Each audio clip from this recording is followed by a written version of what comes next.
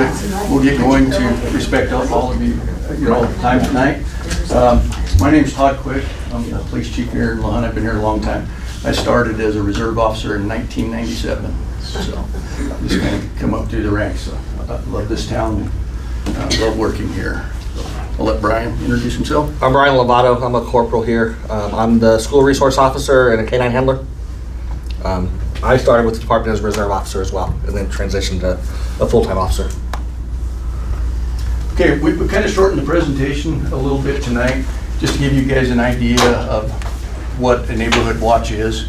And then if you're interested, we'll have another one and start forming up into our groups for our neighborhoods.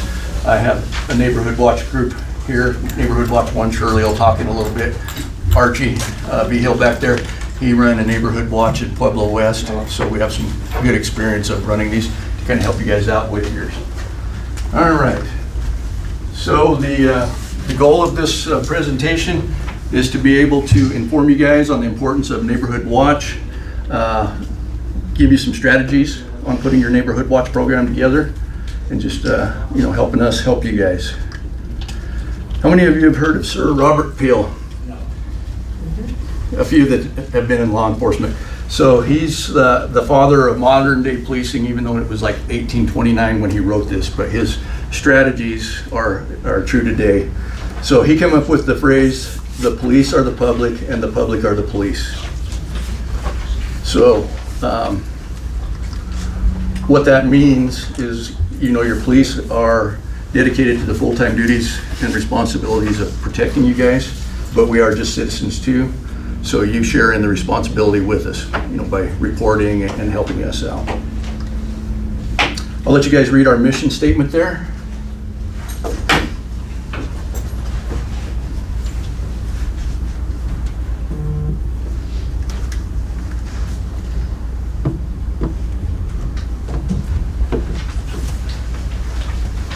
Okay, as you can see, it's a real citizen-oriented mission statement. We're here for you guys, and most of us live in this town too, so it's our town as well.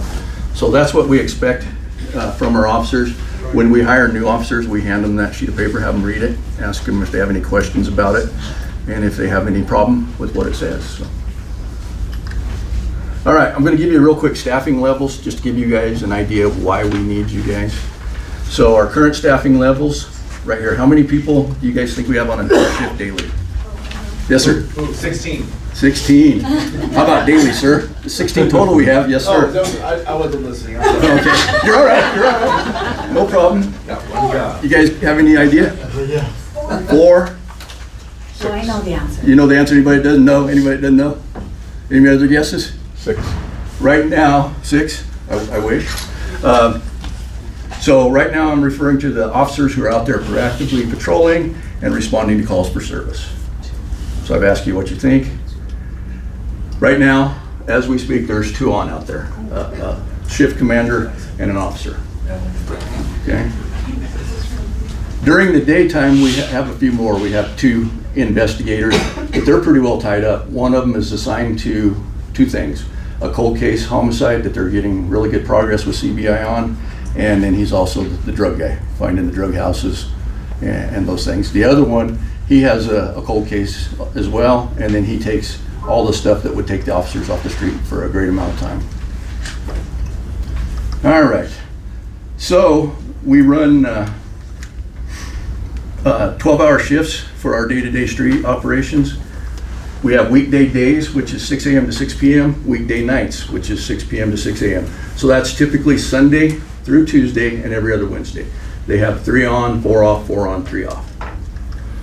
On the weekend side, same time, 6A to 6P, and the nights 6P to 6A. Right now at our current level of staffing, when we're fully staffed, we have enough officers to run a power shift too. So what that means is we have 1 officer on each side of those that comes in from 12 p.m. to 12 a.m. So it allows us 3 at that time. Right now we are 2 down, so we don't have the power shift running. It's just the 2. So we requested for an additional officer in our 2026 budget. If we're granted this, it will allow us 3 on a shift, on 3 of our 4 shifts. The shift that we won't put the third one on is our weekday nights. So the Sunday through Tuesday, it's typically slower. They don't have as much, and they can always call us out if they need more help. All right, just give you a quick calls for service, and then we'll actually get into this other stuff. So we average about 22,000 calls per year.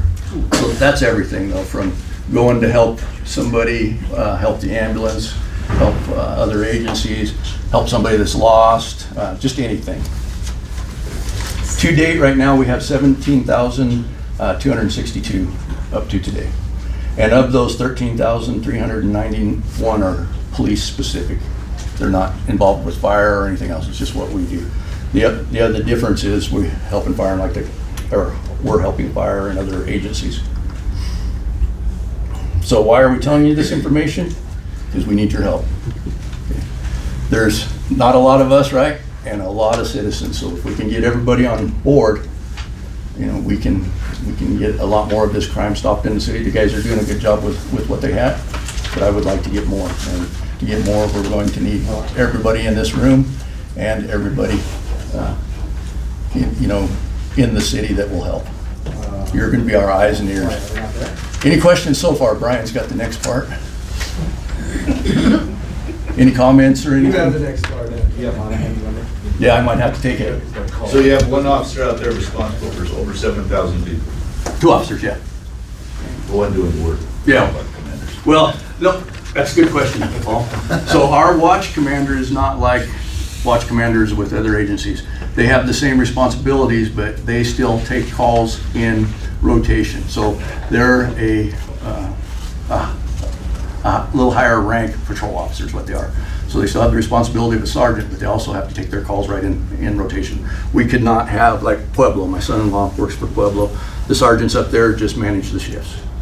That's all they do. They don't have to take any calls, anything like that. Ours take all the calls, plus they have to manage the shifts, get the reports done to go to court, all the things that a normal sergeant would do, plus all the things that a patrol officer does. So. And when an officer has a shift, if there's a 6 a.m. to 6 p.m. and then there's a 6 p.m. to 6 a.m. Yeah. Do they do one of those shifts for a long time, or does that change on them and then they have to go in the evening? So they bid it every quarter. So every 3 months they bid what they want. We don't allow them to stay on one shift for more than 2 rotations, so 6 months. And then they have to move. So they get versed in everything. Plus it gives, being on nights a long time is not good for people. We're not made to be up at night doing those things. And as a new officer here, I was stuck in the winter on nights when it was cold. And then we had a swing shift back then. On swing shift with this busiest shift of the day in the summer when it was hot. Todd, why are you so short? Are they leaving? Or Huh? So we had one officer that was here. His wife was a nurse in Pueblo. She was traveling back and forth, and he got an ultimatum. So he moved to Pueblo West. The other one that left has a girlfriend in Fort Collins. And he's 21, 22 years old. Does that answer your question? All right. So you'll be replacing those 2 that you lost, and then we're gonna get another one? Yeah, if you guys choose to do so, yes. And we do have the advertisements out. All right, Brian, you're up.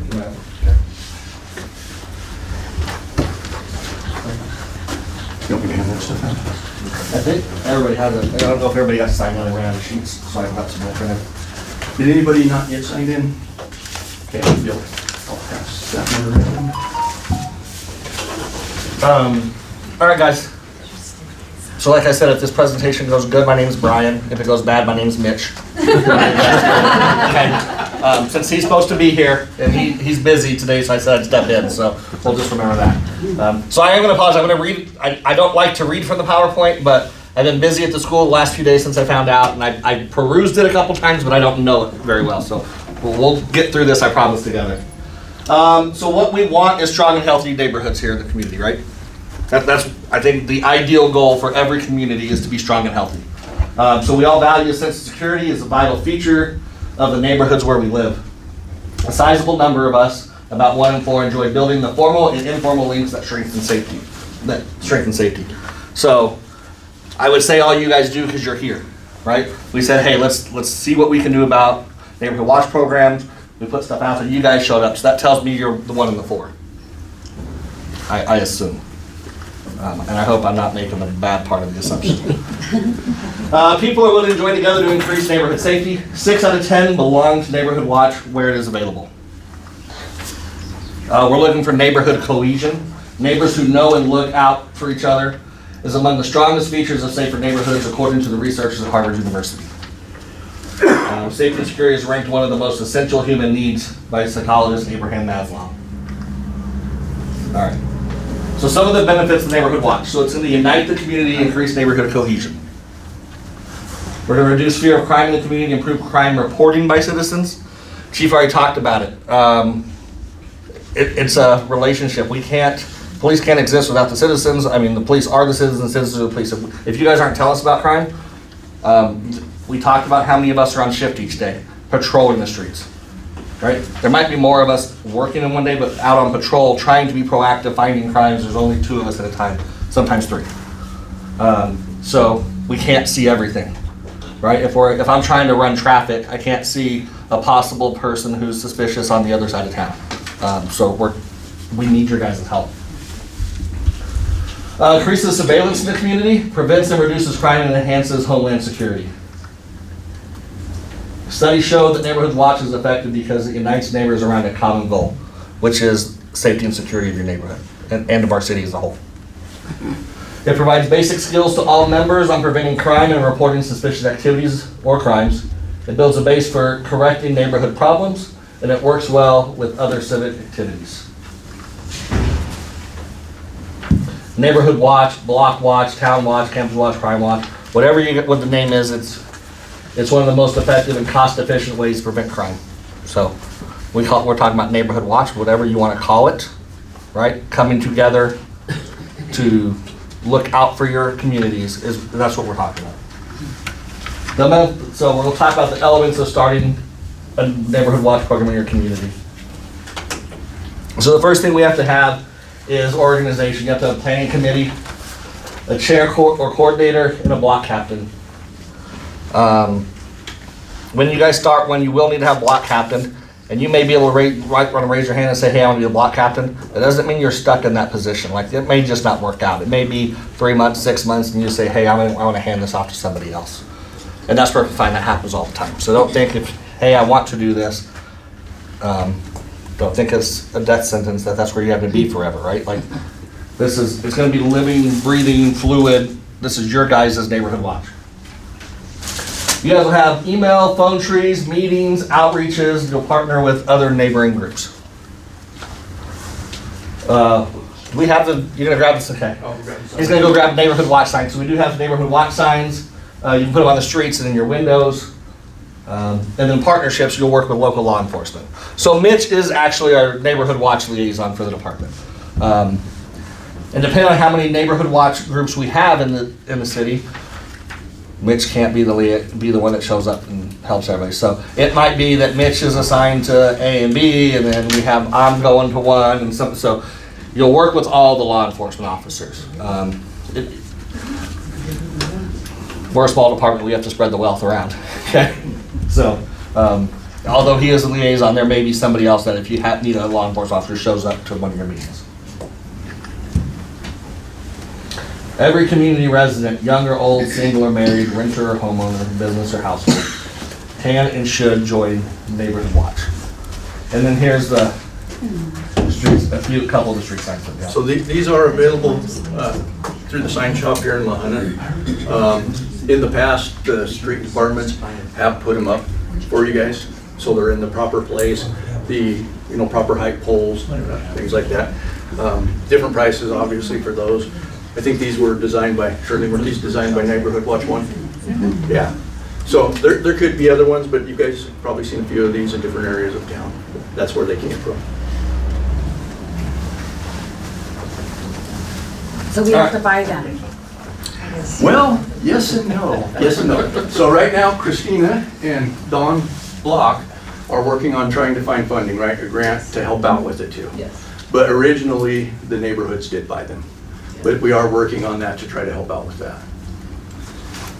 What is the current price running on those? Like $70 and between 40 and 50 on that one.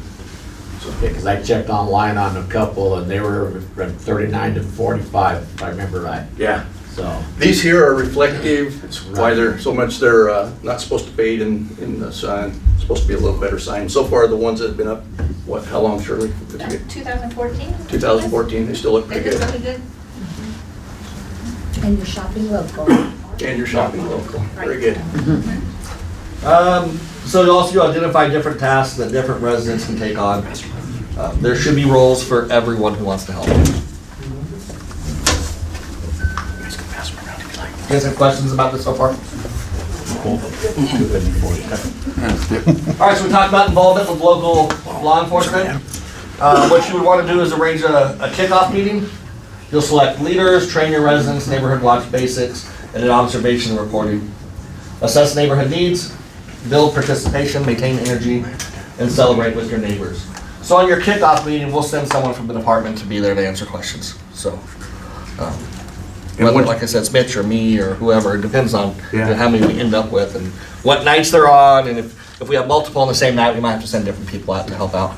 Once you guys have decided, we will assign an officer to you, and they'll be your liaison for the police department. If you guys want any specific training at your meetings, they can come do that training. They're just there as a liaison and to help you guys, though. It's your neighborhood watch, your meetings, but we'll provide you with whatever we can. So some tips for keeping your neighborhood safe. So you'll learn how to make their homes more secure. You'll watch out for each other in the neighborhood and report activities that seem suspicious to the police or sheriff's office. Any geographic unit can be the base, a street, a block, an apartment building or complex. A business district, an office building, a park arena, right? It doesn't matter how big or small, this is what we're gonna put as our watch. So I wanna emphasize, report activities that seem suspicious to police. So you guys are looking out for stuff and you're reporting back, like letting us know. We don't expect you guys, we don't want you guys running after these guys trying to apprehend them, right? We don't want anybody doing that. We're not looking for that, right? That's not what neighborhood watch is. It's not a vigilante group. It's not a vigilante group, right? If you see something suspicious, you report it to us, then we can get somebody out there to follow up with that. There you go, next slide. See, I guess I didn't peruse it well enough is the next point. We're not vigilant, neighborhood watch is not vigilantes. They're extra eyes and ears for reporting crime and extra hands for helping neighbors. You can help build pride and can serve as a springboard for efforts to address such community concerns as recreation for youth, child care, and affordable housing. Nancy, a question? How do you follow up when you get a suspicious person call? It depends on the call. So if you called in and said, hey, here's what I noticed, sometimes we'll ask, do they want contact back? And if the person who called in doesn't want contact, you may not hear anything. But if you say, No, I mean, what do you do? What do we do? If I call in and say there's somebody doing something that looks suspicious to me, what do you guys do then? we'll go out and make contact with them. Just keep in mind too, two people on, depends on what they're doing. If they're actively breaking into a car or something, they're coming right away. But if they're the two officers are tied up on other calls they can't break from, just to come check out a suspicious person, it might be a minute. So keep eyes on them if you can. Some of Neighborhood Watch 1, they've used their cameras on their phones from inside their houses. Safe. We want you to be safe, number one, but get us some decent evidence of what's going on. But if there's no calls pending, they're gonna get right there pretty quick. And there's sometimes we can't break from a call for that. Like if we are on an accident and we're out there and trying to investigate or whatever. I mean, by the time we get there, so if you got video and maybe they've left the area by the time we get there, then we can make contact with you and you might have photo or video evidence of who it is, and maybe we can track them down from there and see what's going on. But you do But talk to them if you get there in time. Oh yeah, definitely. You know, in our normal practice, when we come across somebody like that, we ask them for their name and date of birth. We run them through dispatch. They may have warrants. Even though you may have caught somebody that has a warrant for us by reporting that. So it's a great benefit to us. I would be curious, this may not be for this meeting, so tell me if it's not, but I'm curious what kind of things that are being carried are considered suspicious. Like a backpack. So, No, it can't be a backpack, everybody has. I know, but backpacks. some people think that, well, yeah. they're carrying a backpack around, they have drugs in there, and I'm like, you don't know, they could have burritos Right. in there. So, the answer there is if you think it's suspicious, then we want to check it out. But try to explain, what it is to the dispatchers. But no, we're coming if you think it's suspicious. We're not going to say, well, that's not So I don't suspicious. have to tell the dispatcher what it is? Yes, please tell the dispatcher. So they're gonna ask, if you can describe what they're wearing, what they're carrying, which way they're walking, what that kind of stuff, right? So when we arrive on scene, we know exactly what we're looking for. If you're worried about them finding out it was you, you can ask them, say, please keep my name anonymous. So that would help with that. But yeah, give us all the information you can. If you can, testify, if we end up making arrests, that's great. If you can't, we'll go off of what we can build from the case. But yeah, you can remain anonymous when you're calling a suspicious person or vehicle in the area. You see a car parked down the street, blacked out, it doesn't belong there, give us a call. And so it's okay if they say they're anonymous, because some people think that they need to give their name or. No, it's up to them.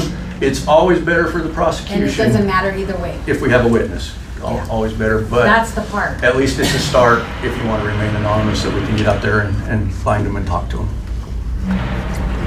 You got a question? Yeah, do you guys correspond with the sheriff's department? Yeah, they back us up frequently, especially at night. We back them up like in North Lahana when we can, but we work well together. Okay. I would argue that a backpack could be suspicious depending on the time of day. I mean, if you're not a kid going to school at it's 2 in the morning and they're walking with a backpack down the middle of the street, that could be very suspicious. Does our dispatch offer any type of ETA if you guys are out, like, hey, they're on a call, it could be? They don't offer an ETA, but they will say the officers are all tied up there, that we'll get there as quick as we can, because they would have no idea how fast That we would can give clear. a caller, especially if it's one of us that have been to this, Yeah, say, okay, let me try and get as much as I can in case they're not going to be here. yes. And there are times that the officers will say, can you advise the RP or the reporting party that we're gonna have an extended ETA due to, So we have officers that do that all the time. If we know something's gonna take us a while to get there, we're working on something that we can't break from. They'll let them know, and sometimes they'll call you back and say, hey, just so you know, they said it's gonna be extended till they get there. What about young kids? I just feel like get off the hook. I mean, my house is vandalized first day of summer. My solar lights broken on the street and everything, and house to house to house. I know police are out there, 2 houses back Linda's house. These kids were terrorizing the neighborhood. We knew where they were coming from, had video, had faces, called the police, said this is where they're at. These guys went out and looked. Same group, very identifiable. And we never know or found out what happened to them or what happened. They were still walking up and down, terrorizing my alley, back of the house.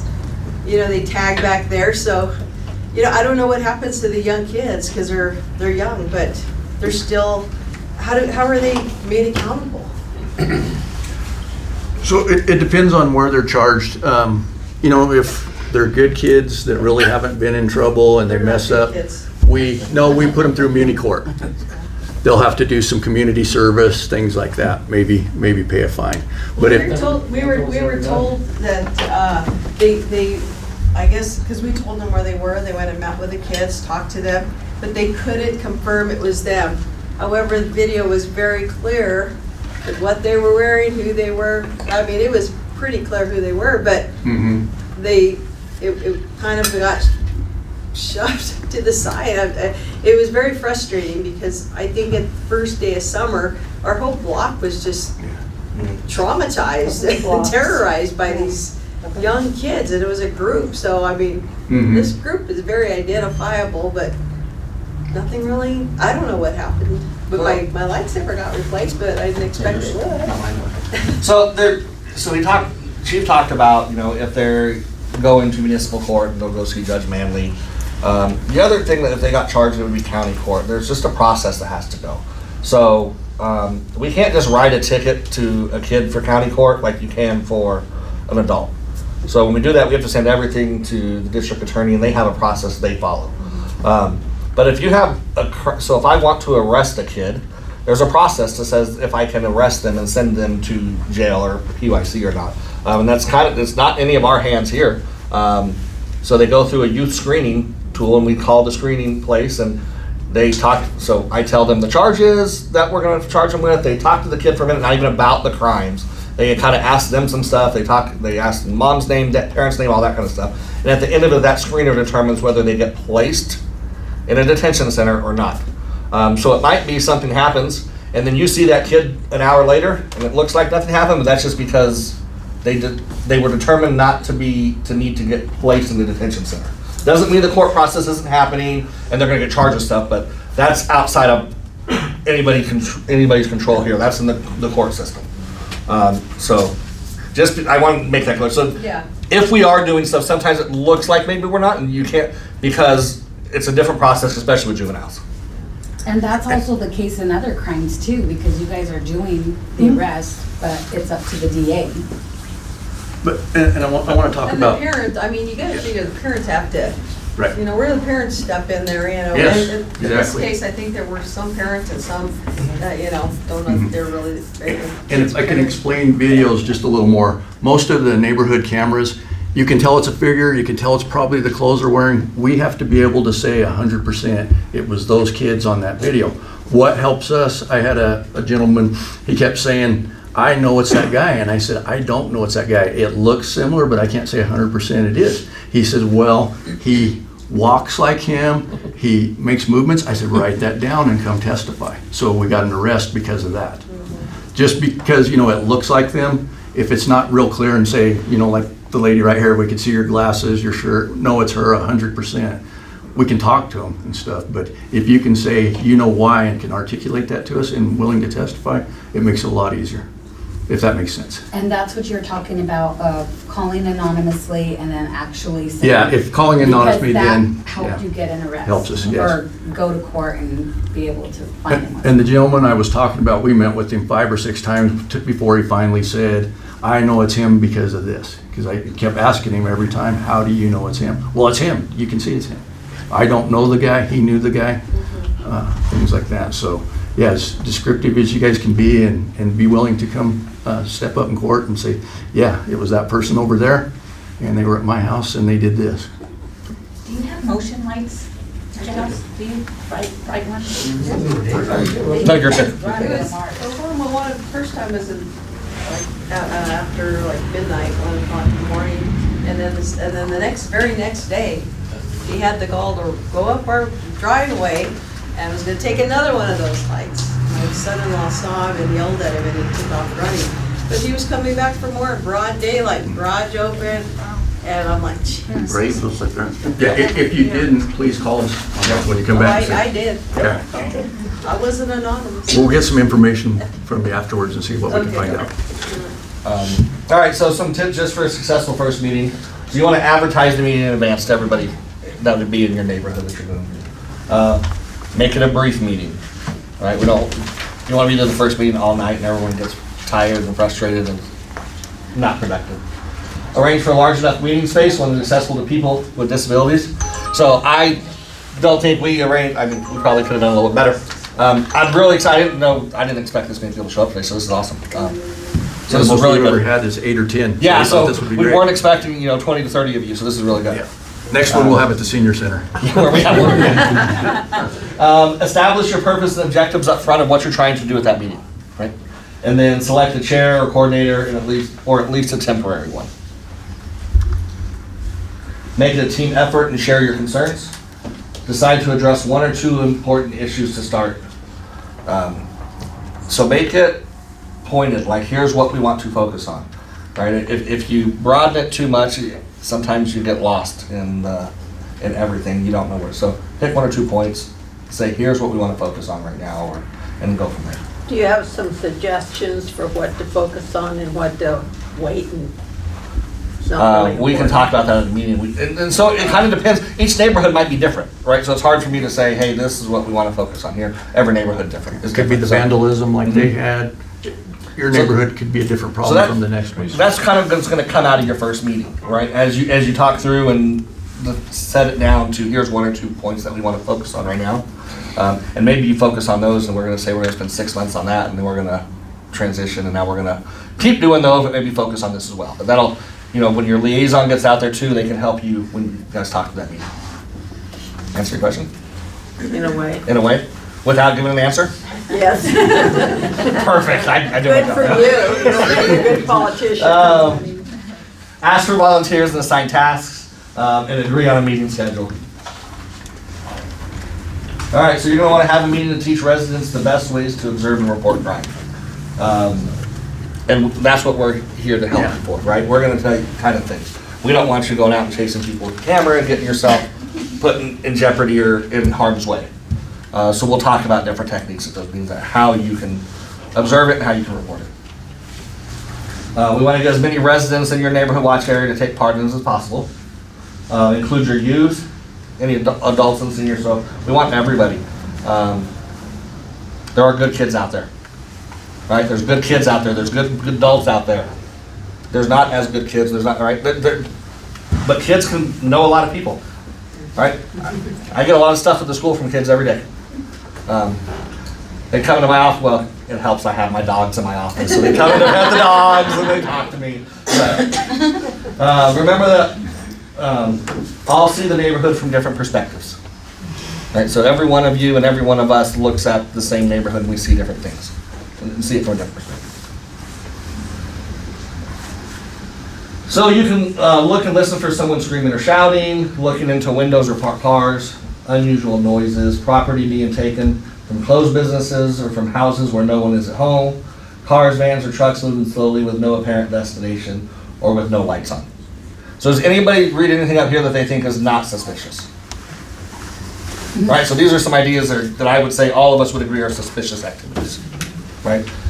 But the question about what is suspicious, there's other things that if I saw a kid walking down the street with a backpack, I might not think it's suspicious, but you might, right? And if you think it's suspicious, give us a call and we'll go out there and make contact with you. Does time of day or night make a difference? Sure. I mean, if you think it's suspicious, give us a call. I mean, I would say, if you think something's suspicious, call us, we're gonna go out there. I have Now, done that a number of times and not felt like it was taken very seriously, so that's why I'm asking these questions. And when that happens, Nancy, call Yeah. the deputy, the patrol commander, or myself, and we can look into it more if you don't feel it was taken care of correctly, okay? Can you touch briefly on speed? And as a citizen, we may think someone is going 45 just by Yes. eyesight, but you really can't tell without, I'm lucky I have a speed limit sign right Yes. next to my house, so I can actually see how fast these cars are going. But, we just had a lot of people that live by the park send us emails, and they were concerned with the speed going on by City Park. It's supposed to be 30. They could, when we put the trailer out there. And when that happens, it's so hard to get their license plate. It's hard to get your phone out and get a picture of it. Yes. How is the public going to combat that and get with you guys? I mean, well, so we get calls all the time from citizens saying, hey, we've got this vehicle and they're speeding.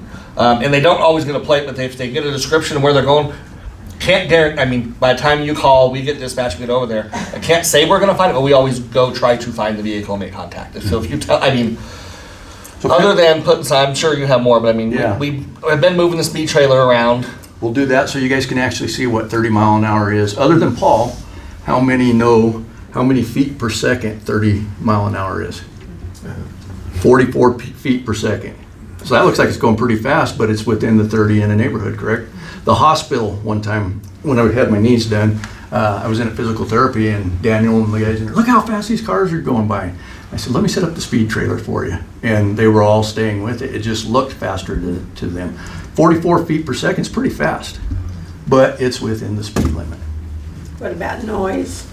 Noise, yeah, give us a holler on that. If they're not doing it when we get there, that's when we would need you to sign though. It could be loud music. I'm not talking about music, I'm talking about cars I can hear 4 or 5 Yes, miles away. loud mufflers, stuff like that. Yes, if they have been altered from what they were at the factory, and we can write them a ticket for Oh, you the want to muffler. camp out in my neighborhood. Okay, same thing.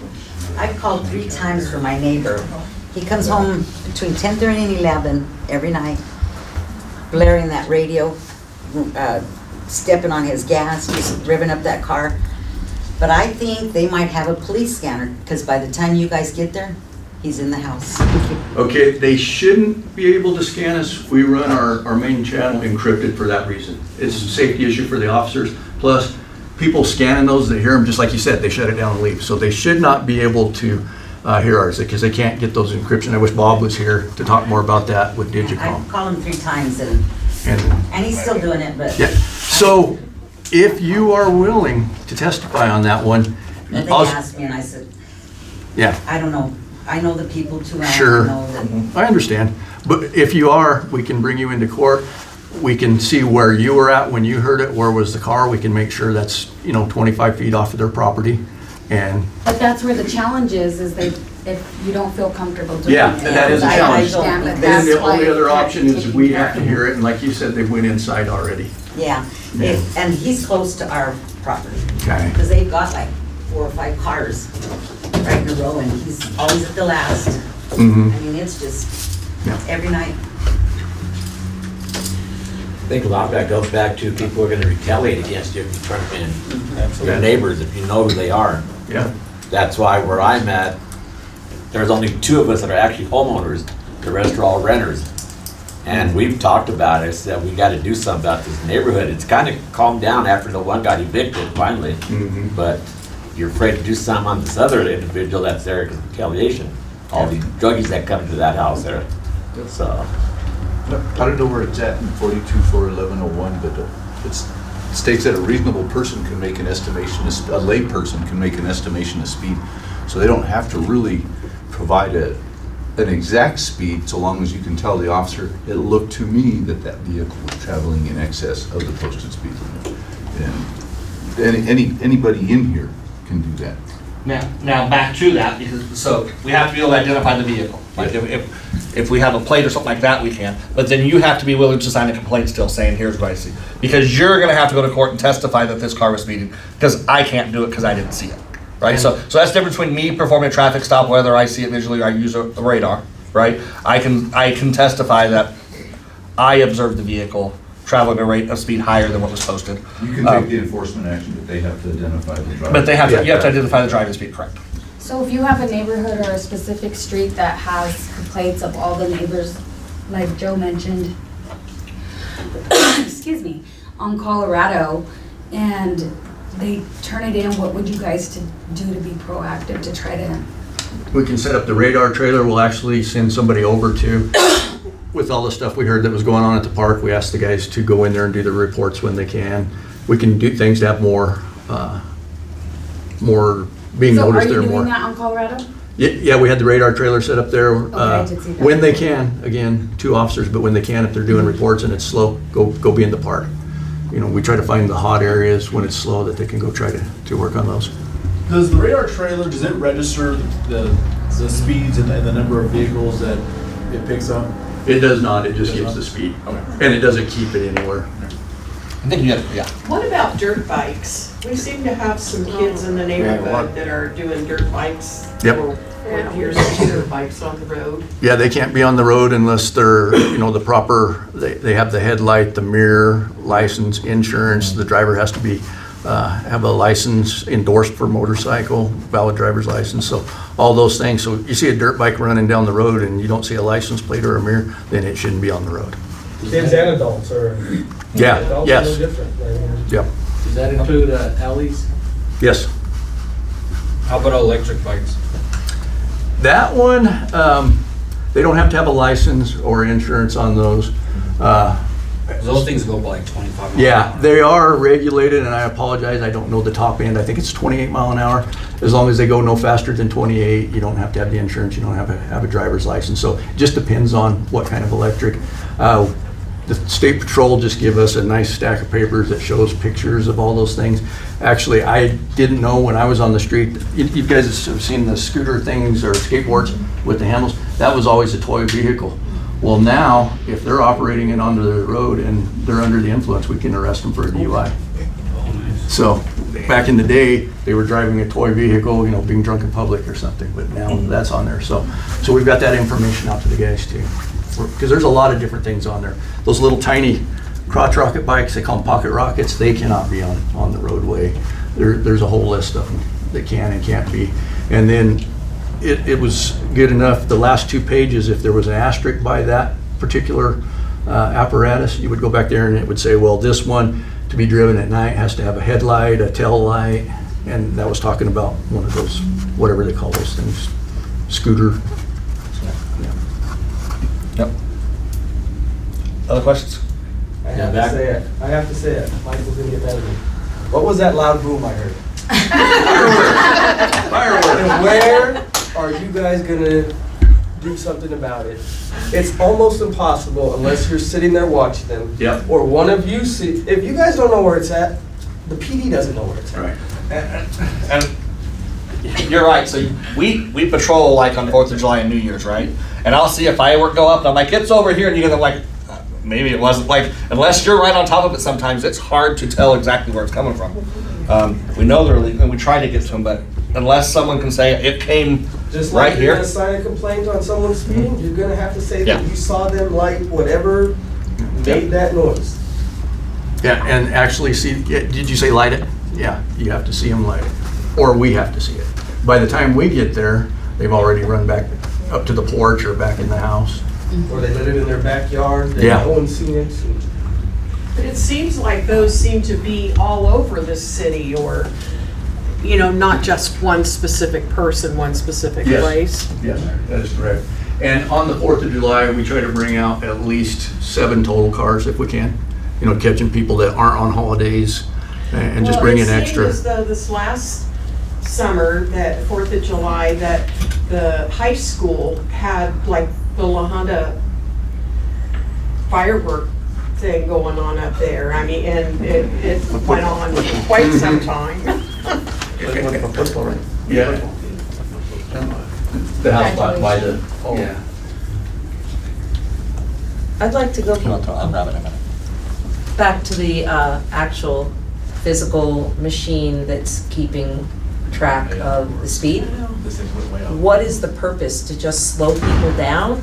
Or is it really to capture the fact that they're going over the speed limit so you can enforce that and then those? It's an education for them, but we can also use it as a tool by having, we may have it set up here, but 2 blocks down the road, have an officer with a radar gun in his car. So Is that- back it up with those It doesn't things. generate any reports? No. They usually don't. It just shows the speed right as you're passing. It goes like how fast people are going. It does not. No, it'll show you right there for the moment, and then it goes to the next one. But everyone needs to remember when it's out, there may be just down the street an officer with a radar. Slow down, man. Yeah. So there is the deterrent. It's actually acting as a deterrent. As a deterrent. Okay. You ever looked at one and said, how fast am I going? And you look down real quick, like, oh, I'm probably, really? Am I going 33? It's not 31? Are you sure? And you look at it, I mean, it does work. No, I understand that. I just wonder whether the fact that it's there, then what happens thereafter? It would be a way of generating one income as well as getting people the idea of the fine and that that fine is going to be implemented. If it is implemented, then how are you going to justify and rectify the fact that, okay, you've gotten 4 tickets now. That's points on your license, that's points on your insurance, that's everything. So, Well, with the ones that record it, those issue civil tickets and not by us. So it doesn't give them any points. All it does is give a fine. And they don't have to pay it if they don't Yeah, want to. if they don't pay it, if you don't go after them with collections and, yeah. But yeah, it doesn't take their points or anything, is the sad thing. I wish it did. But So how about like some of those smaller roads, like on Park Avenue or on 14th, right there in between Park and Colorado, maybe speed bumps, or, you know, those ones that you built in? No. So, Oh, Jack. Mr. Harder, are you an engineer? I am not an engineer, no, sir. We used to have them on the roundabout in the city, but they have to be engineered. They have to be able to let the fire trucks go by. There's all kinds of stuff that I don't know all the regulations, but so that's why those are kind of hard to get in. And that's speed bumps. And they can't be on emergency routes. Yeah. That's like the whole town? So many seconds that you need in the event of a heart attack, in the event of a fire and stuff like that. Do they work in some neighborhoods? Absolutely. But they also could be a hindrance in some places. Yes. So you know when we were gonna look into the camera system with the LiDAR and all that, you could only put those at the park on the, like, hospital streets, that's what really the purpose of it was to get those areas to be controlled and slowed down. So if you were gonna put the ones that were stationary, we had to follow certain rules where we could have them. If we wanted them on Highway 50, we'd have to get permission from the state of Colorado, those type of things. But the handheld one could be used anywhere because there was an officer there actually seeing it and pulling the But like trigger. you said, we're short-staffed, so that's Yeah. why it's hard to get to. But the other ones that record them without anybody there, they have to be in certain places. We have to advertise them, a lot of different Could a rules. citizen use one of those speed detectors and then testify? I'm gonna ask a former trooper, he wanted to know if a citizen had like a LiDAR or something, can they use that and testify? We got a lot of cops out there, if that could be. I mean, cause I saw it. Yeah. I have it on. Cockpit. You could probably testify, but I don't know how much weight would be given to the device since it has to be Yeah. certified through the Colorado Department of Agriculture, weights and measures. That would be Make a sure good that it's question for us to operated ask the within DA certain too. tolerance. Well, how about if it's Archie, from would you you find out guys? for us? Yeah. Huh? If you guys. If Archie would find out for us what the DA's Issue opinion them to is on that? certain. I mean, I don't, Shoot, that would be great, but. so but honestly, like we talked about before, you don't have to have that. You can visually say, I estimated they were going faster than the speed limit. And that's fine, we can write them a ticket for that. But you have to be willing to go to court for it. So you don't necessarily need a LiDAR gun or a radar gun. You just have to be able to put pen to paper and say, I'm willing to go to court and say I saw this. Yeah, that just makes it more reasonable, you know, when. So Colorado law allows you to say, I visually saw them going faster than the speed limit. You can make a reasonable determination Yeah. of speed, but when you get into speed capturing devices, like I said, they have to be certified through the Department of Agriculture. And then even for an officer to use a speed capturing device, a LiDAR or radar, that's only a confirmation of their visual estimation of speed. So they just can't hold it out there and say, oh, there's a speeder. They have to say, oh, that vehicle looks like it's going 75 miles an hour. And you have to be within 3 miles an hour of your estimation for that to be a valid clock. I think it's 5 now, but. Is it 5? Wow, they've gotten slacked. But- Yeah, 'cause I used to have to make 30 tested clocks every year to maintain my certification. And that's another thing, they had to be certified. So I guess you could say, well, I knew it was speeding and here's my estimation, and you could use that in your testimony as a layperson. And I think you'd be setting precedent if you testified as a layperson in court using your own personal speed capturing device. And that carries about the same weight as using a machine. In my experience, when civilians testified on traffic complaints, whether it was a school bus complaint, somebody saw somebody run a school bus stop sign, or even it seemed like the judge would give that civilian that took the time to show up in court and testify on a traffic complaint a lot of weight, because it takes a lot for somebody to get up there and testify, and usually the judge hammered him. So, gay civilians, I was like, yeah. But an officer will always try to get their own probable cause to make Yes. a good stop, because everything's going to rely on that officer's probable cause for making that initial stop. Even though you complain about it, yeah, you said it was a blue vehicle and it was a black vehicle, everything comes into play on that. So I don't want to go there too time. Yeah, we try our best to get our own probable cause to help keep you out of court as well. All right, other things you should look for: someone being forced into a vehicle, strangers sitting in a car, stopping to talk to a child, abandoned cars, any unusual activity in businesses, alleys, or isolated areas, and notorious problem spots in your neighborhood. So back on that one, and we'll talk about it more when you get in your groups and decide, you know your neighborhood really well. Brian said you all have different opinions, which is correct, or different views of it, but you know that car's never been in this neighborhood before. Those type of things are important in a neighborhood watch, because nobody knows it better than you guys, because you live there.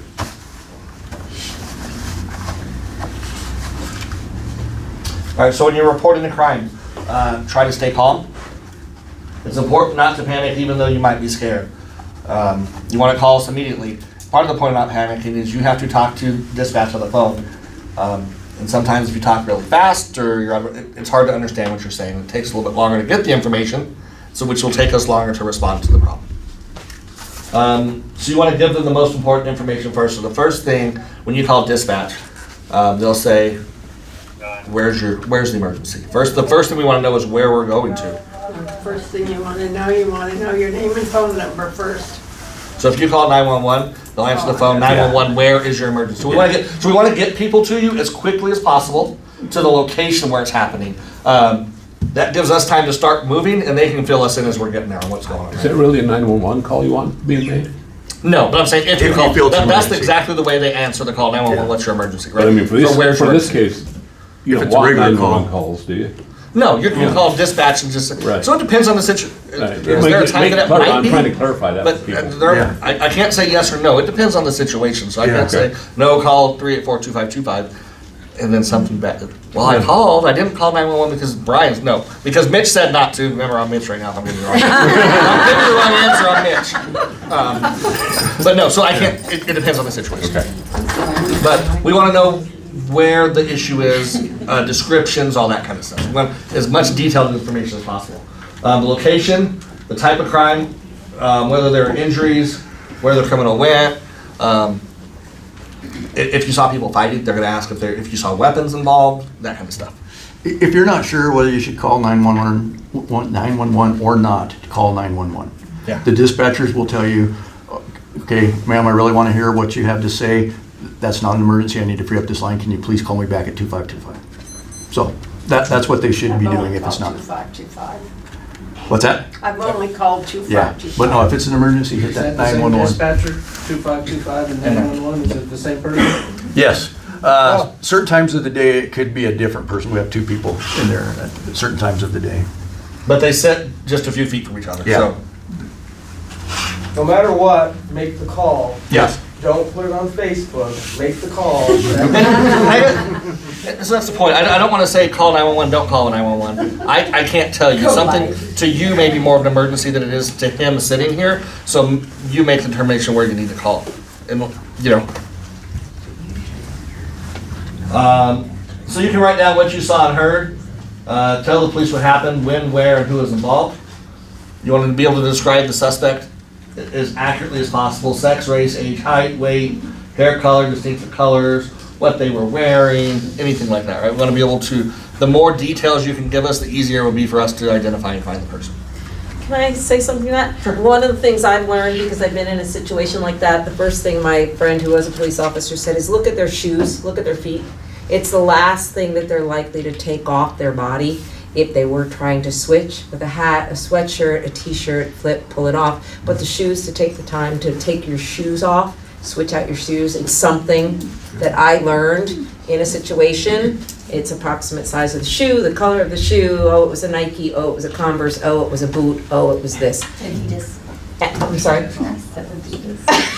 I didn't pull it Adidas, okay. But it was something, as a friend who was a police officer stated to me, it's one of the things that is helpful because everything else can be instantly switched. I just wanted to add that. Yeah. It's just an extra tip. That's something I learned from someone.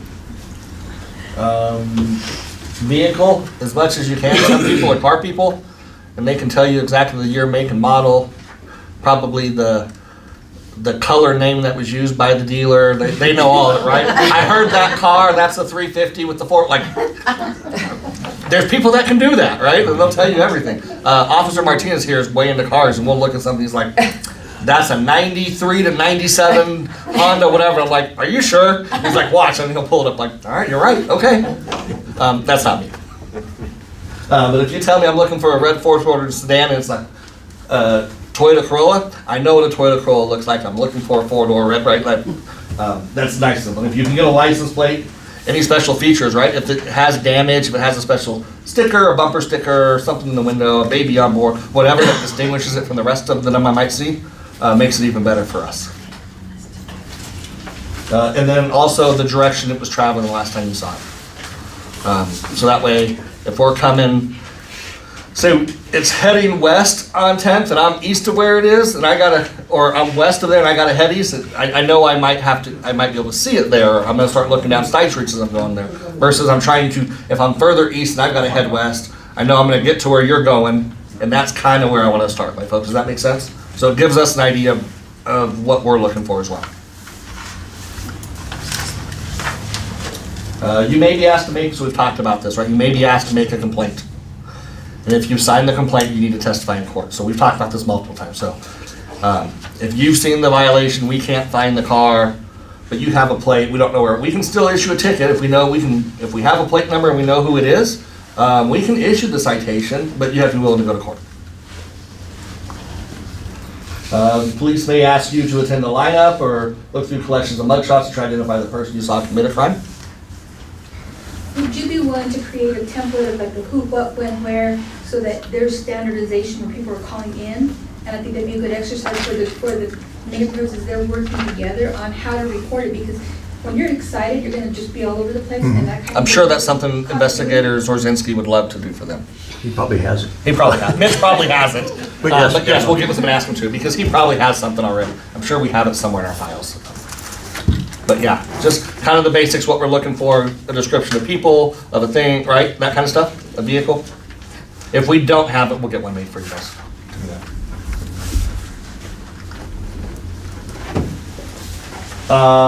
So are you a good witness? Do you know what goes, I don't know. That was Mitch. Probably. That probably is. I guess, I mean, are you a good witness? Like, can you describe what you see here? Oh, that might be right. Right? Can you describe what you see here? You gotta get, like, it was 12:04, you know, the clock's right there. Certain things. They're going towards the airport. What are they We getting? got an Ohio plate. His plate's hanging off. What's your average citizen gonna zero in on? The firearm. And if he didn't have a firearm, possibly the car. Yeah, right. Maybe the purse or the bag. The purse. Is he robbing a bank? It says Citibank right below. You saw Oh, 1204, yes. you didn't see Citibank. So that's the question. So the little details make a difference, right? Yeah. Yeah. And if there's more than one person that saw it, we can put more together from, you know, the part that each person picked up. True. I want to know about the hangar. I was gonna say the I was just antenna. gonna say that. I remember when those were on cars. Number 25. All right, citizen patrols travel the neighborhood, usually in the evening, alerting police to concerns. If you guys decide to have a citizen patrol for your neighborhood. That means just walking around, looking at your neighborhood. You're not, you know, trying to catch people, that type of stuff. Just being visible out in your neighborhood, walking as a group, not a vigilante group, but watching. If you see something, you can call in. Yes, sir. So I do have a question. I know CRS 163201 allows for citizens arrest. So is it possible, maybe, because I know there's different force options and stuff, depending on the resistance. Would it be possible to have certain citizens in the neighborhood or in the area maybe take like a defensive tactics class to understand that, and so they're able to do that? That would be something that's up to your group.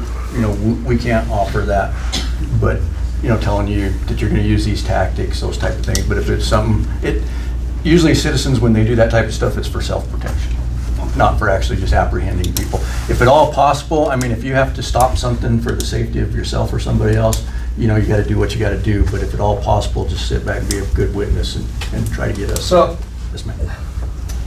I was gonna ask, is it something that we want everyone to know who's in this neighborhood watch, or is that something we want to keep quiet so that suspicious activity and people are not aware who's watching? What do you guys recommend? That's up to you, but I would say I want them to know.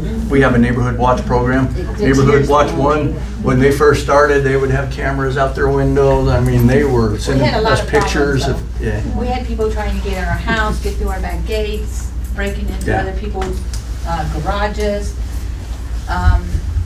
And so, yeah, so, you know, like sometimes you don't know what time the officer's gonna get there. And they might do their thing and take off. Well, yeah, take a picture of them because you don't wanna wait. With But this, it's better that they don't wanna be watched. They do not wanna be watched. So if they know eyes are on them, they're out of there. They went out of our neighborhood. They're gone. with the state that we live in Colorado, right, we have different ways that we prosecute crime. And it's not always the best outcome we want. It's not always how we want the things to go, even though officers are doing the best that they can. So what this does is it does prevention. So we're not having to worry about that back end. If we can prevent it from happening in the first place, the more people that know, the more people that can get involved. If we can prevent it, we don't even have to worry about what happens on that back end because we're preventing it from happening in the first place. That's the importance of the neighborhood watch. Yeah, that's the ultimate goal, drive it out of our city. And another thing that's very helpful in a neighborhood watch is notifying your neighbors Yes. and working as a group, as a team. Absolutely. We've had one going for a long time, but Yep. what we need to do is kind of reorganize our neighborhood watch and that kind of thing, so. Yeah. Well, you would think that those signs would deter people from the neighborhood. We don't, They don't. not necessarily. Not unless it's backed up with, they know they're being watched. Now, I want to get back to your question about the defensive tactics stuff, right? And here's what I would tell you. And we talk, when we talk to our officers here, and we teach in the academy, we talk about, and myself included, when I'm not on duty, I'm just a good witness, right? Unless they're, I don't act, I might pick up the phone and call someone, and I'm gonna give all the details I told you to, right? Because when I'm out with my family or whoever else, or do I have handcuffs on, like that, I have to take all that stuff into consideration if I'm in Pueblo, if I'm wherever. So the best thing that you guys can do is just be good witnesses, and that's really what we're looking for. I think that's really the what's behind the neighborhood watch program is being there. Well, I mean, like, I'm not gonna chase a guy down for, carrying a backpack or, but if I'm walking, and I see a guy getting beat down in an alley, I'm gonna help him. That's just how I'm made. I'm not gonna let him just, if it's something that's, especially if it's somebody I know that's not doing nothing wrong, and it's just a robbery, guy's getting, I'm gonna step in. So, I just think that's all I was asking, if you guys would have. Yeah, I just want to let you know, like, from where it works, so like, when I am off duty, like, my job is to be a good witness, right? That's what we teach. That's to be a good witness. Yeah, I teach firearms in the academy, and that's the thing. You're off duty unless it's your life or somebody else's you have to defend. Just sit back and be a good witness. And then we're talking about defending someone's life, like for their life, not. Yeah. And that's other than that, be a good witness. I hope I'm gonna help answer a little bit. No, that was If you do implement patrols, share patrol duties, and consult regularly with law enforcement, and we can talk about how it should be done Yes. to keep you safe. Again, not meant to be vigilante groups.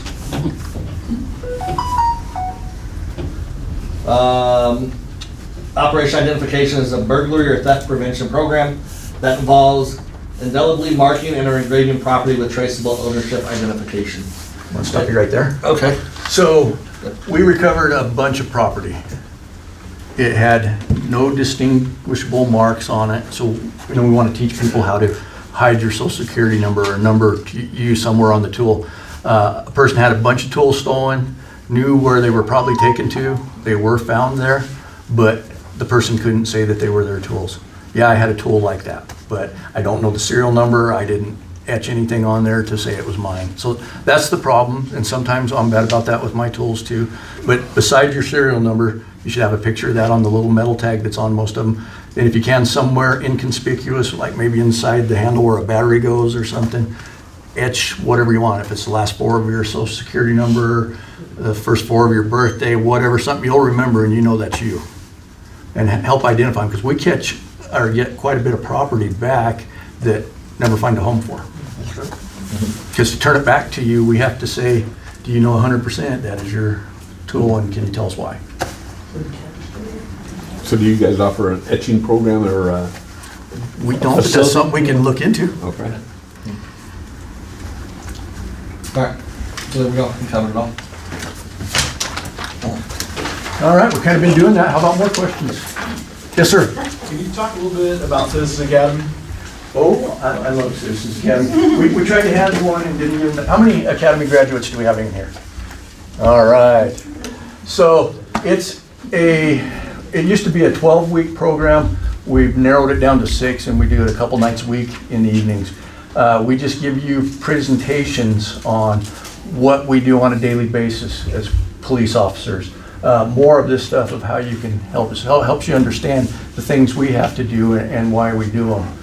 It's just a great program. From that program, we've also had a few people then go on to our reserve program where they're actually part-time police officers. So when they're, I don't know if you're interested in anything like that, but that's What happens at the end, huh? what happens at the end? Oh, the best part, we call it guns and brats. So we do a barbecue for you guys. We bring out our normal duty weapons and let you shoot them. Plus we have some UMPs. They're machine pistols that we don't use anymore. And we let you guys, we fill you up a magazine of 20 and let you spray it or whatever you want to do on a target. So a lot of fun for the last day. So when's the next academy? We're going to try to start it in March. We'll get the date set for sure. So if you're interested, let us know right away. You know, we like to have at least 10 people because it's a very worthwhile adventure, but it also costs a lot of money in salary and things, but it gives back tenfold, so that's not an issue. But we want to have enough people there so we get it out. Great program, though. Thank you, Mr. Hart, for reminding me of that.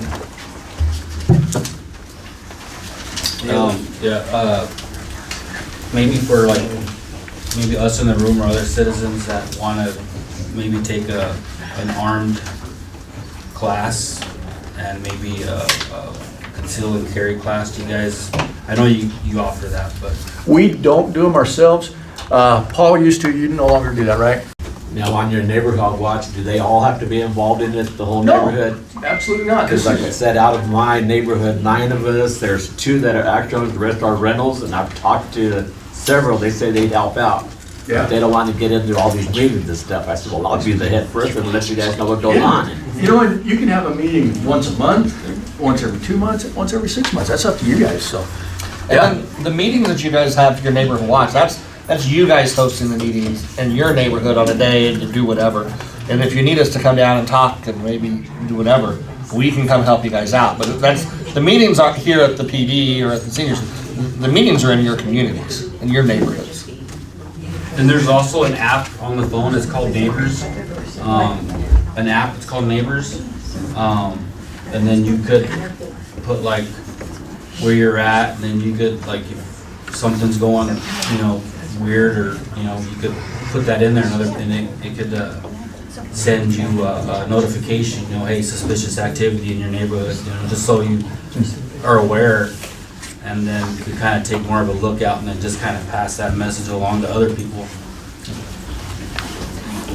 You know, we had a program years ago, I can't even remember the name of it now, but it was an awesome program. Looks like this. It cost us $3,000 a year, but you guys would download this app. You could actually send us a video of a crime in progress or report something by, you know, typing in what it was. It was great, but alls we got out of it was neighbor's dog's been barking all night. Well, that's something to call us on the phone.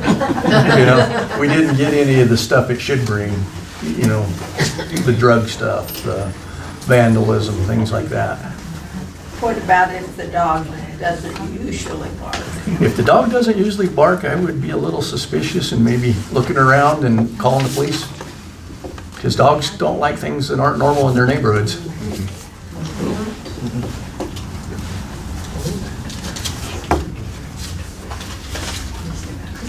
Any other questions? Well, we'll let Shirley talk just a minute, and then if Archie, I don't know if Archie's coming back. You want to talk just a minute, Shirley? Sure. So Shirley Benz from Neighborhood Watch 1. How long ago did we start that, 2012? 2014. 14, yeah. So she can kind of give you an idea of some of the things they've done and what it did for their neighborhood. We've been active for that long. We started because we had a lot of problems, and it did help. Where's your location, please? It is by 10th and Topeka, Thank you. 11th and 12th. Thank you. On there. We have 2 full streets in our watch, and we had so many problems. I think we called in everything pretty much. I mean, you know, and I think that the people just kind of spread the word, stay out of there, don't go, they're watching, because eventually it did die out. And but we have fun. We have block parties. We're very friendly with each other. it really helps if you get friendly with your neighbors too, because then you know what's going on and everything. But we do fun things, and it just has really worked out for us. We did slow down on our meetings because of COVID, so, and then we were kind of a little slow on our meetings because there was nobody that was doing at the time. But now we're getting started back up in them, so.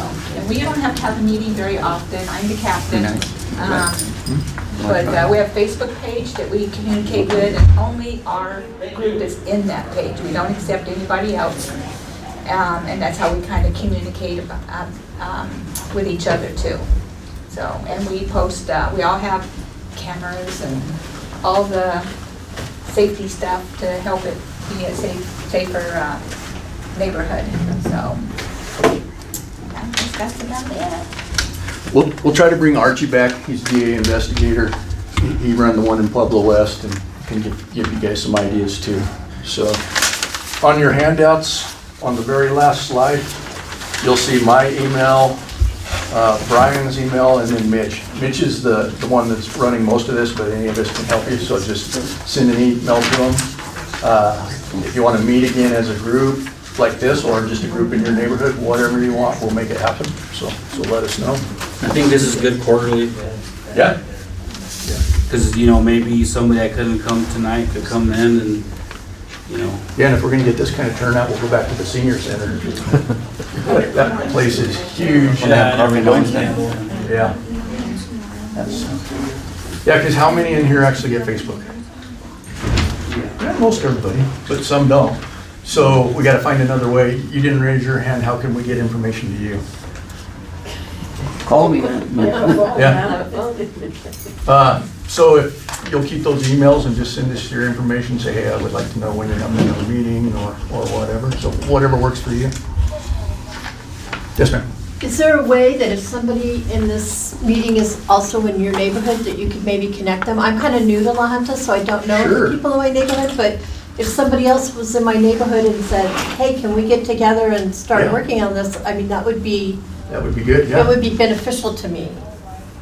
Yeah. Where do you live? I live over by Veterans Field on Best Avenue. I started ours just by going door to door to all the neighbors, because I didn't really know them either, and took a pad of paper and pencil and asked them to write all their contact information up, and that's how we got to know each other and got started.